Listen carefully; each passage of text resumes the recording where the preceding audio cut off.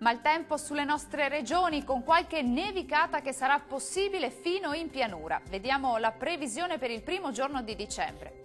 Sul Veneto tempo che peggiora nel corso del pomeriggio con cielo coperto e precipitazioni via via più diffuse, nevose per qualche ora fino in pianura sul Vicentino, Trevigiano, ma possibili anche su Padovano e localmente sul Veronese.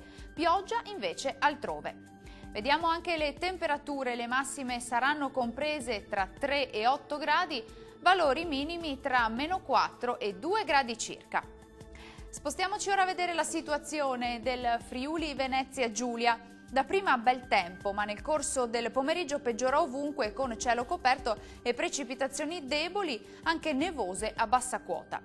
Vediamo le temperature, le massime saranno comprese tra 6 e 9 gradi, valori minimi positivi soltanto a Gorizia e Trieste.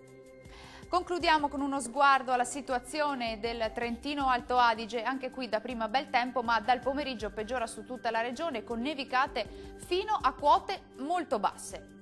Temperature massime attese sui 3-4 gradi, valori notturni previsti tra -2 e 0 gradi. Il mare sarà generalmente mosso, i venti moderati da est lungo le coste e da sud al largo. Dal meteo è tutto, arrivederci!